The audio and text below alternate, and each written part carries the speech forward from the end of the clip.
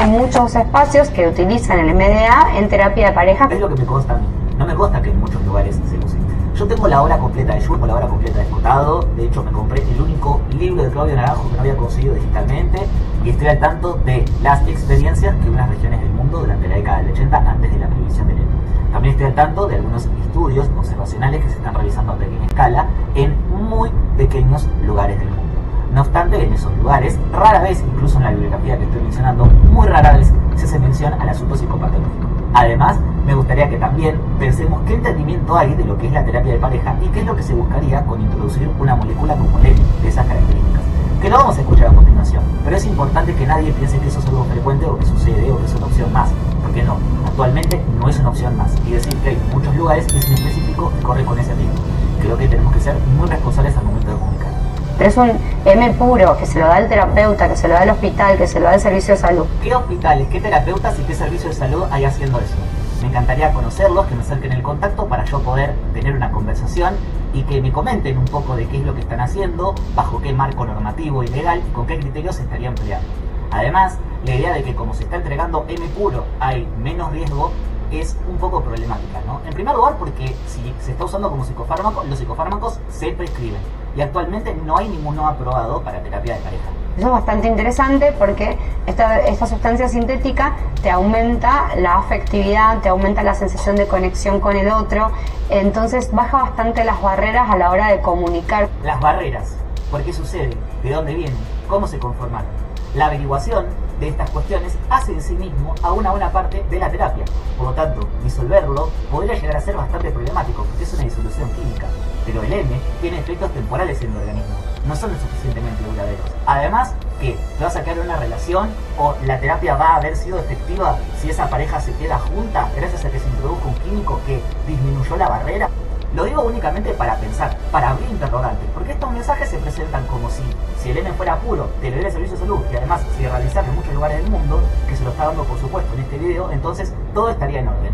Pero no es ese el orden que a mí me consta que sucede. Las personas y las terapias de parejas suelen ser mucho más efectivas medidas con una sustancia como esta. Aquí no comprendo si quiso decir que la terapia sería más afectiva o efectiva.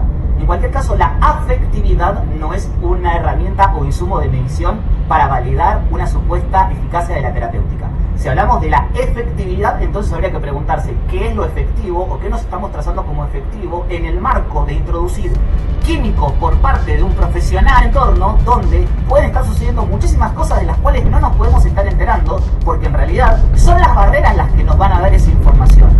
En ese sentido, puede que, por ejemplo, dentro de esa pareja haya sucedido un acto no consentido en el pasado y que por eso haya una barrera y de eso no se esté hablando, y mediante la introducción de esos químicos, en lugar de generar la apertura para que eso se hable o se procese emocionalmente bien, como muchas veces aparece en la bibliografía excesivamente pro-psicodélica, el procesarlo bien siempre aparece en la bibliografía psicodélica como la idea de que la persona lo va a aceptar y va a estar bien con eso.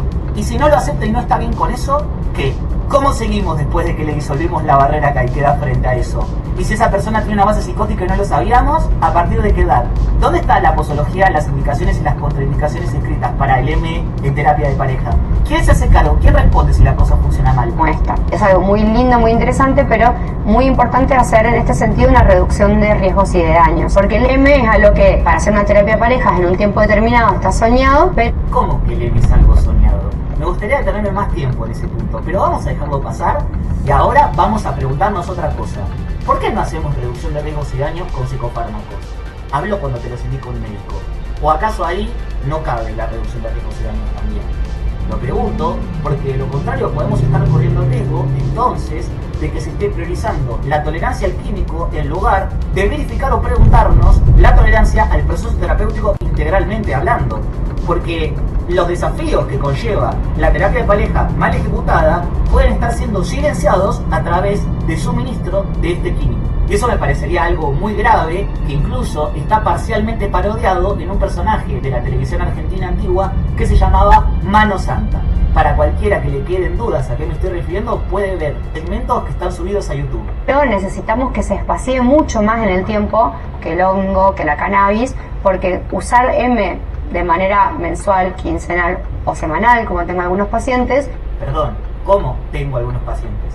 Quiero creer que estoy entendiendo mal y no está, repito, no está intentando decir que tiene pacientes a los cuales les está intentando indicar una posología en específico para el respectivo consumo de M en el marco de ningún tipo de terapia, ¿no? Genera una depresión tan rápida de serotonina posterior que la persona se termina deprimiendo los días que está sin M. No vamos a ni endiosar ni demonizar la sustancia. Qué bueno que diga esto de que no vamos a endiosar la sustancia, porque en un momento me pareció haber escuchado que el M está soñado.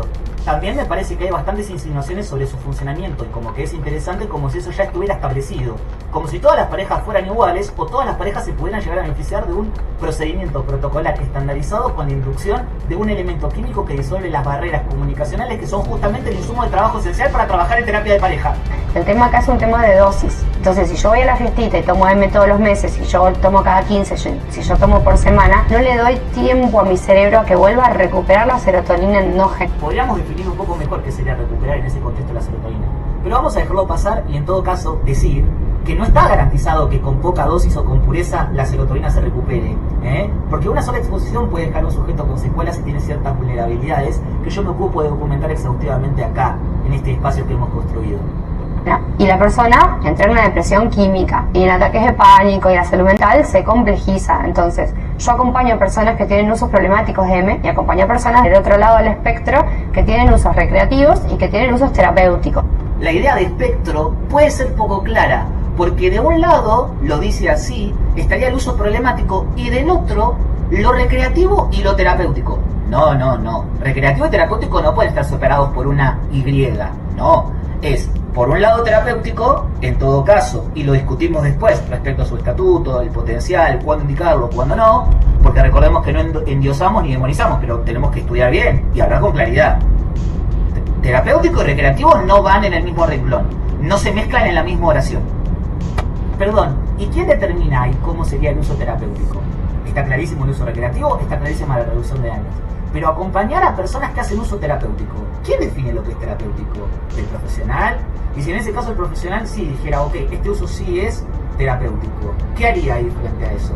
¿Lo avalaría? Basado en que no perdamos de vista que al principio del RIL se estaba diciendo que quien te daba la sustancia en muchos lugares, insisto, me encantaría ver cuáles, te lo da el hospital, el servicio de salud o el profesional. Y vuelvo a repetir, para terapia de pareja, no para depresión, no para trastorno de estrés postraumático, para terapia de pareja.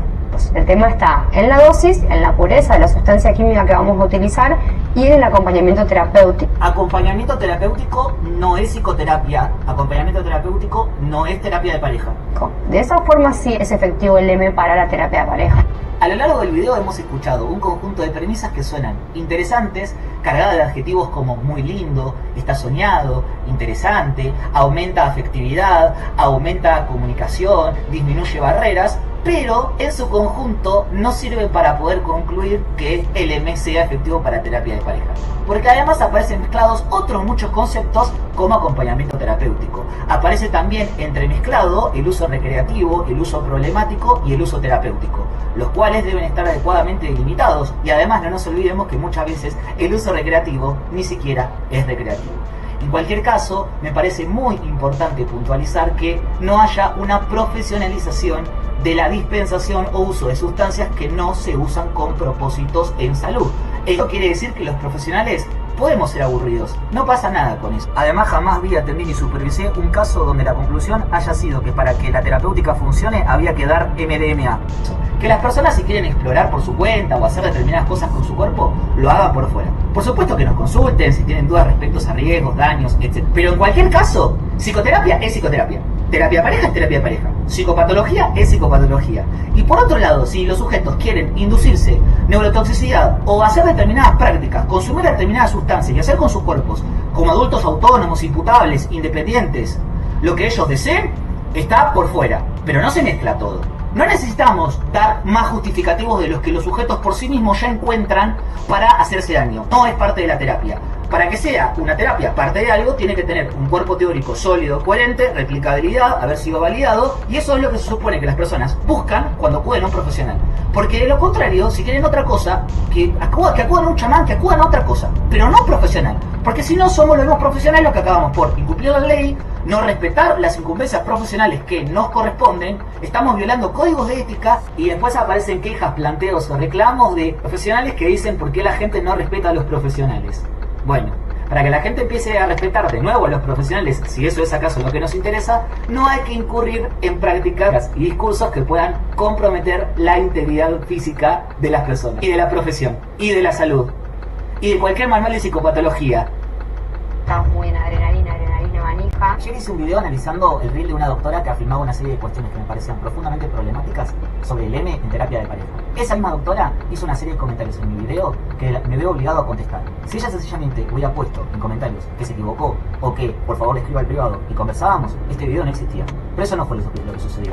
Y creo que se inaugura una oportunidad para trabajar una serie de cuestiones que no estaba pudiendo materializar o plasmar en video debido a que yo había decidido ya no responder más a comentarios.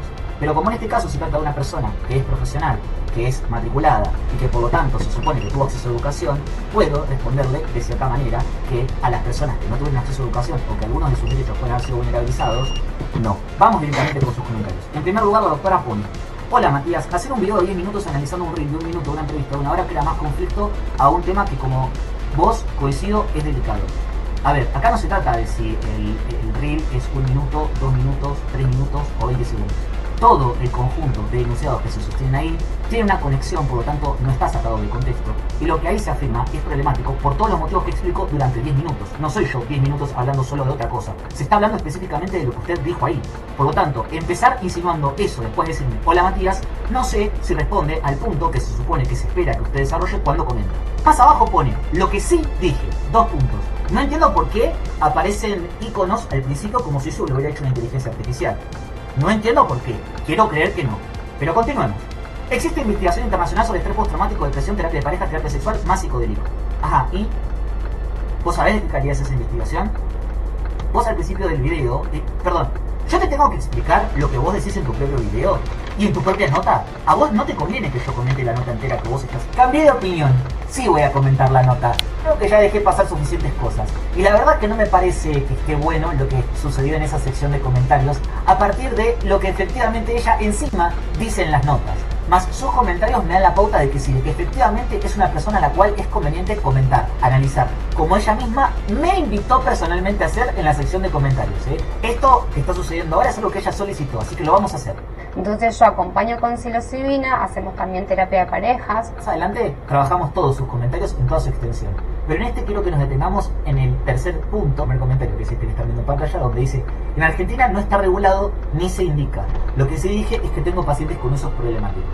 Bueno, qué interesante, porque en realidad la entrevista dice otra cosa. Por lo tanto, lo que ella dice al principio del video, intentando insinuar que yo hice un recorte deshonesto del reel que ellos mismos subieron, no. Reflejan perfectamente lo que ella estaba queriendo decir y efectivamente lo confirma en la nota completa. Ella hace acompañamiento, como lo quieran llamar, con una sustancia que está actualmente ilegalizada en Argentina. Ella misma lo está diciendo, no está regulado ni se indica, pero en la entrevista ella dice que asistía con psicodélicos y siempre microdosis.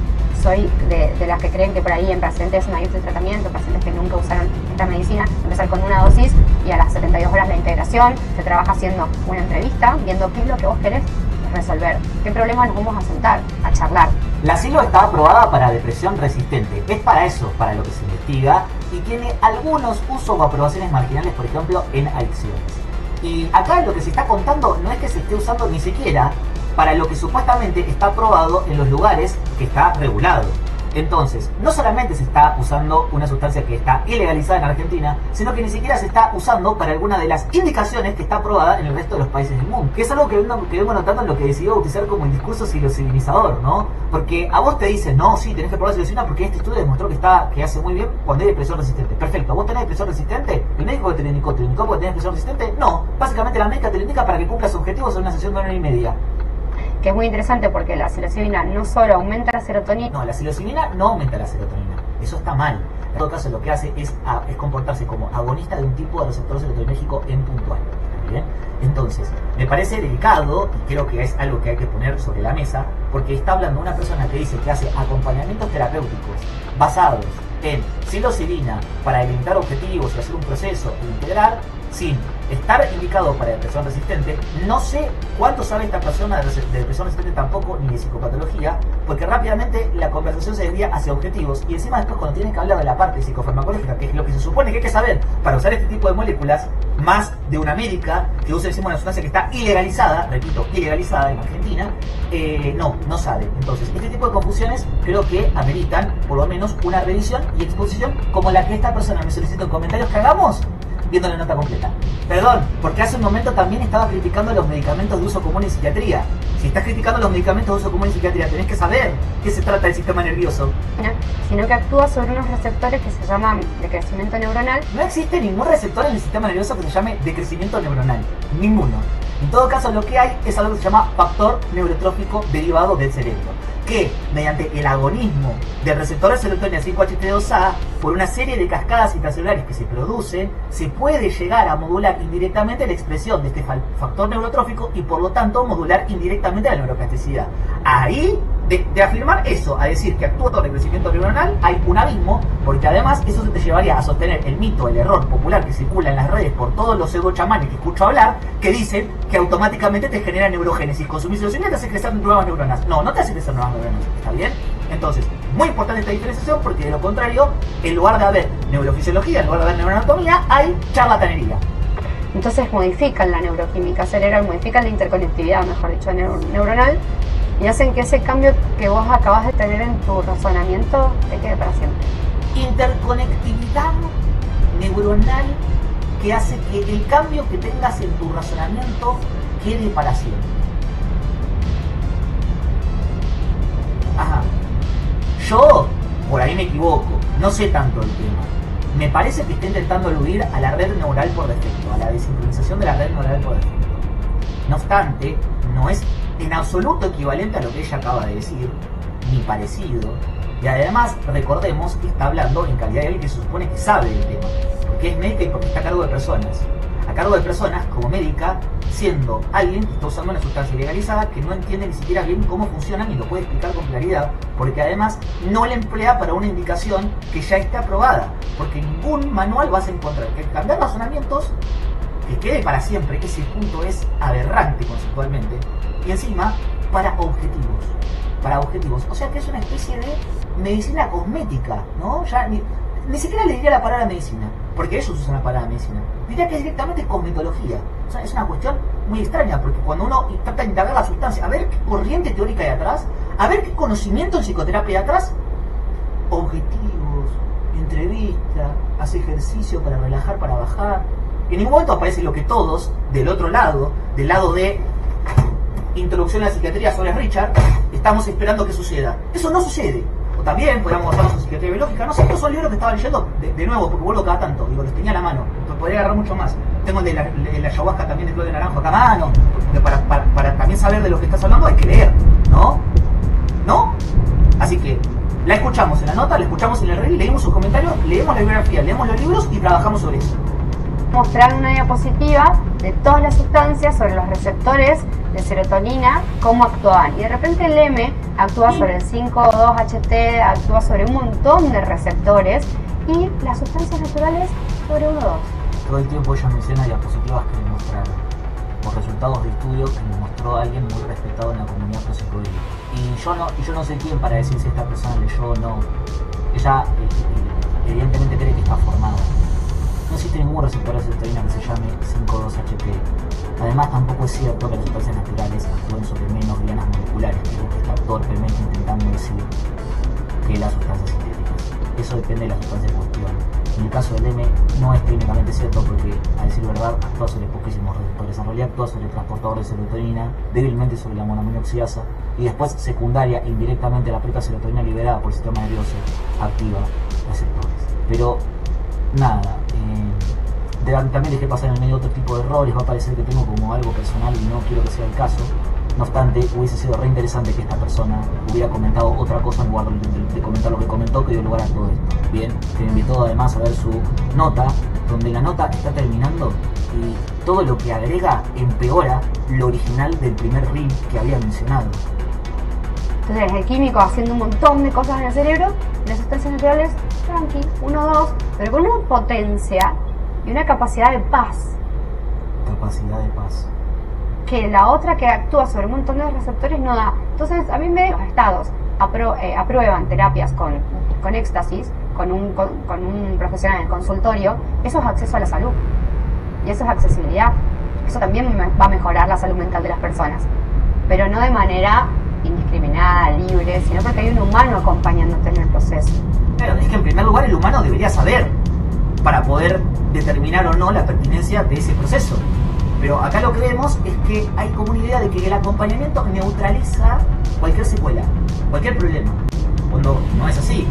Además, por ejemplo, una persona que se supone que sí sabe de lo que está hablando, no se confundiría ni en receptores, ni diría que lo natural siempre es mejor, ni muchísimo menos insinuaría que la psilocibina siempre se traduce en paz posterior, cuando no es el caso. Entonces, si vamos a hablar de cosas, primero tenemos que saber acerca de esas cosas. Entonces, que no se pierda esa figura chamánica, esa figura humana de acompañamiento en la terapia asistida con psicodélicos. Claro, es que esta persona mezcla chamán con reducción de riesgos y daños con profesional. Algo que está contestado en el primer video y que ella en los comentarios que me dejó en ese mismo video que se supone que el video no contestó. Y acá vemos de nuevo que mi video es sumamente pertinente porque ella pone un video de 10 minutos sobre un reel de uno, pero fíjate que fue tan exacto lo que te contesté que contesta a todo tu video. Todo tu video está contestado en ese minuto porque lo condensaste perfecto. Todos los errores están condensados en ese minuto y ahora están hiperexpandidos, ampliados y siento que hasta me estoy repitiendo. Pero si ves ese video de 10 minutos suficientes veces, vas a encontrar la respuesta a todo lo anterior. Pero vos al principio del video textualmente afirmás, ya que lamentablemente estamos como en una cuestión de que tengo que decir lo que vos dijiste, que existen muchos espacios donde se administran estas sustancias para terapia de pareja y además dijiste que lo dan del servicio de salud y hospitales. Hay muchos espacios que utilizan el MDA en terapia de pareja, pero es un M puro, que se lo da el terapeuta, que se lo da el hospital, que se lo da el servicio de salud. Lo dijiste así. Además, en un momento también menciona lo de las 500 visualizaciones. ¿Qué tiene que ver las visualizaciones? Tengo videos que casi no tienen visualizaciones. ¿Y qué? Abajo me pone, esto sucede en otros países bajo protocolos clínicos estrictos. No, esto no sucede en otros países bajo protocolos clínicos estrictos. Porque en primer lugar, para que exista bajo protocolos clínicos estrictos, tendría que estar autorizado por agencias sanitarias. Y ninguna autorizó al M para terapia de pareja. Bien.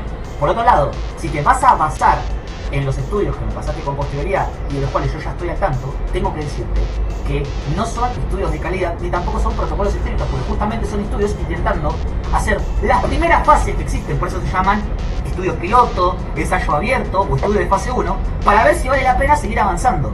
Pero como usted es médica, no se supone que yo le tendría que avisar cómo funciona la investigación en ciencia. A continuación sigo con su comentario. Te lo listo aquí ya que al principio decís que estás al tanto, pero después me pedís que te los mencione. Sí, yo te pedí que me pases el contacto, no que me los menciones. El contacto.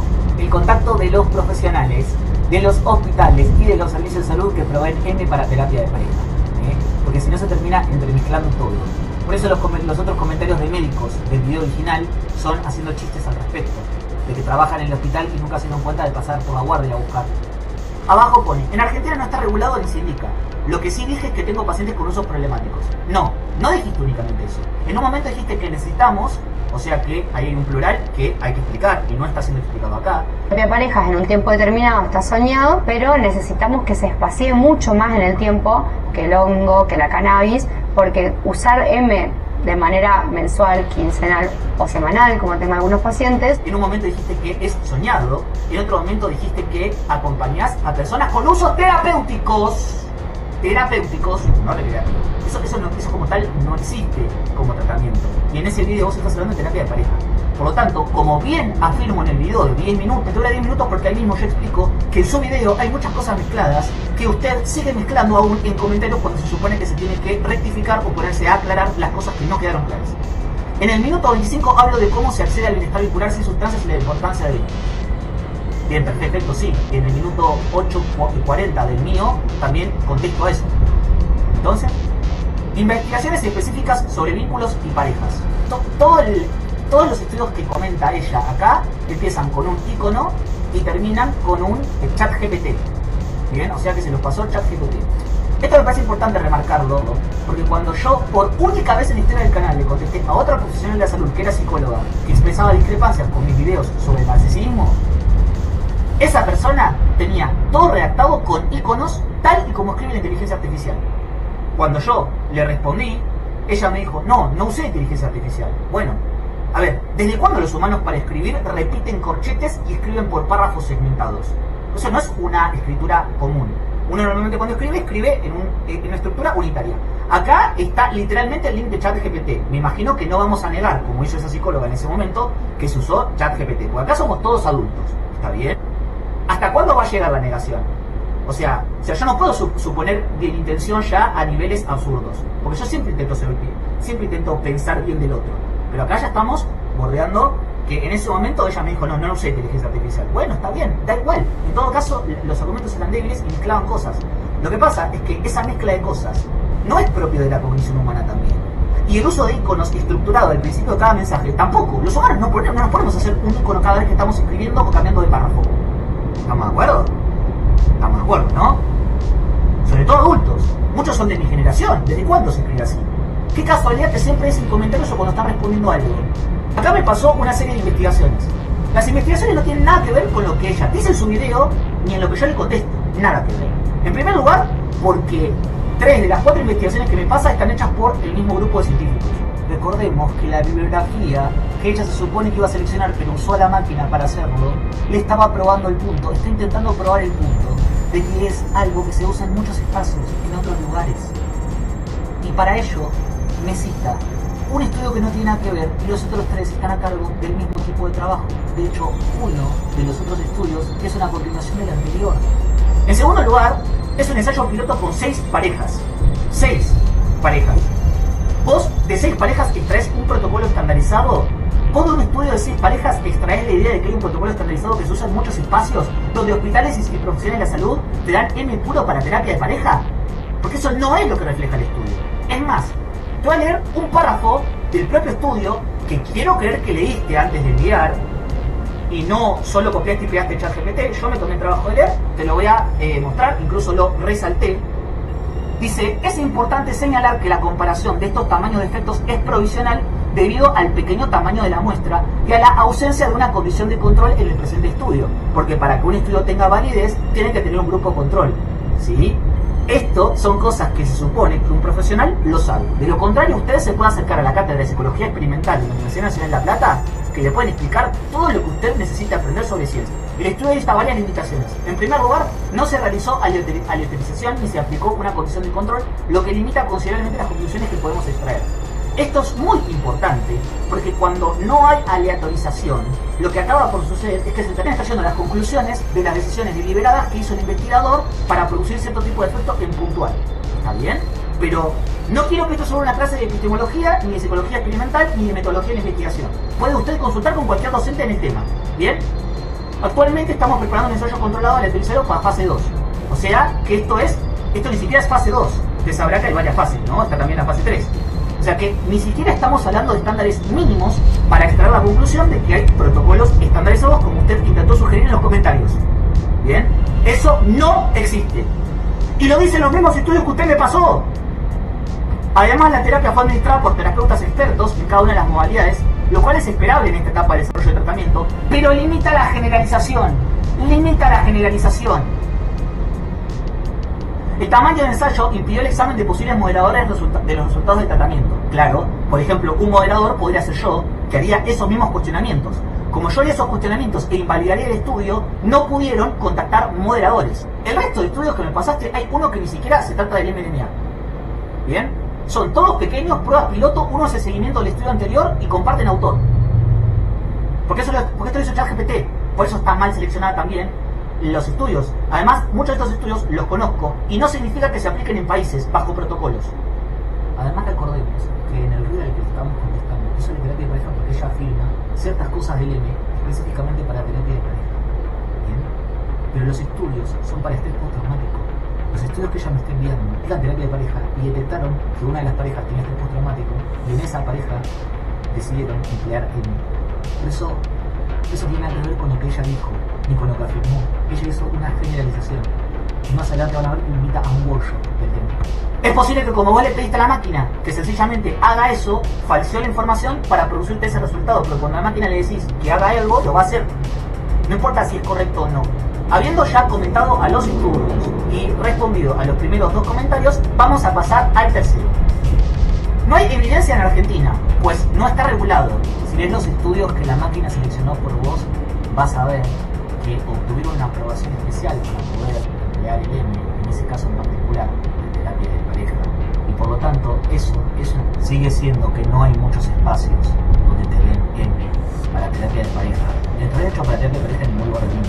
Pero para ese caso en particular que vos intentaste citar a través de la máquina, fue porque obtuvieron licencia especial, o sea que sigue siendo no legal y aún regulado por esa mínima autorización para ese estudio en específico. La conclusión sigue siendo que no es generalizable, así que se sigue probando lo que yo planteo en mi propio video. El estudio que vos me pasaste reafirma lo que yo dije en mi propio video, no lo que estás diciendo vos. Perdón, en los países donde está regulado tampoco hay evidencia, porque tampoco está aprobado para terapia de pareja, que es exactamente lo que vos afirmás en el RIP. Voy a seguir leyendo el comentario. Solo se da en un ensayo Fleming para depresión mayor con Keta. ¿Qué tiene que ver la Keta acá? ¿Qué tiene que ver la Keta y el Fleming? No estamos hablando de eso. No estamos hablando de depresión tampoco acá. No es una charla sobre depresión. Volvámonos a concentrar. Estoy de acuerdo con vos en muchas cosas que mencionan en la nota. Si estás de acuerdo con muchas cosas conmigo, estás reconociendo implícitamente que lo que estás haciendo está mal. Tanto es incompatible con todo lo que vos misma dijiste en tu video. O sea, hay dos universos posibles. O vos estás en lo correcto o yo. Pero vos no puedes estar de acuerdo conmigo, porque estar de acuerdo conmigo implica que vos estás en lo correcto. Y que además hay faltas éticas y probablemente legales graves cometidas. Sigo. Estoy de acuerdo con vos en muchas cosas que mencionan en la nota, sobre todo en que no se puede protocolizar la vivencia vincular. Ahora, yo no hice esos estudios. ¿Qué tiene que ver que no los hayas hecho? ¿Qué tiene que ver? ¿Querés hacerlos vos? Decilo en la nota. Me encantaría investigarlo, pero no pude. Así que no puedo decir que el M es soñado para la terapia vincular, para la terapia de pareja, que es lo que afirmás. Si no, esto es un ida y vuelta que tiene que ser claro y conciso. Estamos siendo claros, concisos y precisos en este instante. Si te incomodan las investigaciones, ay, mirá cómo desplazamos el foco. Me incomodan las investigaciones. Qué bueno que con anterioridad me anticipé y me tomé el trabajo de explicarte metodológica y científicamente por qué esas investigaciones no están bien. Porque las propias investigaciones lo dicen. Entonces no se puede generalizar ni concluir nada, ni emplear como insumo de nada. De hecho, gracias a esas investigaciones no se siguió investigando. Porque el tamaño de efecto era absurdo, absurdo. No vas a conseguir nadie que te financie estudios a gran escala de eso. Porque para hacer terapia de pareja, sorpresa, no hace falta MDMA. Sorpresa. Lo digo en el mismo video donde te contesto que dura 10 minutos diciendo que no hace falta MDMA. Nunca lo vi un caso así. En caso, puedes hacer un posgrado de química vincular. Yo hice uno muy bueno acá en la Universidad Nacional de La Plata. Hay excelentes. Tenemos excelentes docentes e investigadores. Acudí a ellos. No te ampares en que es en otro país. Si te incomodan las investigaciones, quizás deberías comunicarte con estas personas. Y el comentario ahí que hay en el medio sobre que si me sensibilizan los estudios, suponiendo que toda la estructura y el esfuerzo que yo puse en contestarte se debe a que me sensibilizan los estudios, no solamente es deshonesto, es profundamente violento. Y a mí lo que se me sensibiliza es que haya manochantas disfrazados de profesionales o doctores que no tienen ni idea de investigación científica, pero citan la evidencia cuando les conviene, como les conviene, y al menos eso se hacía antes. Ahora encima lo tienen que hacer a través de una máquina. Eso me sensibiliza. Así que si me toca declarar culpable de estar sensible por eso sí estoy sensible. Porque está la salud mental de muchas personas en juego. Con eso sí que no. La psicopatología no se mancha. Si te incomodan las investigaciones, quizás deberías comunicarte con estas personas y las revistas que lo publican. Y encima los únicos que emplearon en terapia de pareja coadyuvado a estrés postraumático son estudios donde los autores expresan que tienen conflicto de intereses y además la fuente de financiación es en todos casos la misma, que está profundamente interesada en que además al estudio le dé bien. O sea que encima que la muestra es chica, que el resultado es pequeño y todo lo otro que se sugiere en las conclusiones, la fuente de financiación es una y no es imparcial. En este caso, la muestra es chica, no es fase 3, no está aprobado por ninguna agencia sanitaria y pueden seguir profundizando en todos los elementos que si te acercas a cualquier cátedra de metodología de investigación te lo van a poder explicar con mucho más entendimiento. Si vos lo hubieras leído en lugar de usar ChatGPT, no estarías comentando lo que comentás. O sumarte a esta conferencia donde Ann Wagner va a dar justo un workshop de M y terapia de parejas. ¿Vos sabés lo que es un workshop? Pues ya que no estoy para discutir workshop. Espero que eso haya quedado claro en todo el desarrollo que vengo haciendo en estos dos videos, ¿no? Y vamos a ver si en algún momento se contesta algo de lo que se plantea en el video en lugar de intentar desviar o aportar cosas que no tienen sentido. Me gustaría empezar a hablar con profesionales o dialogar con personas en lugar de con máquinas o ponerme máquinas adelante. Se supone que necesito hablar con una persona, no con una máquina, que encima está manejada por una persona que tampoco parece estar entendiendo.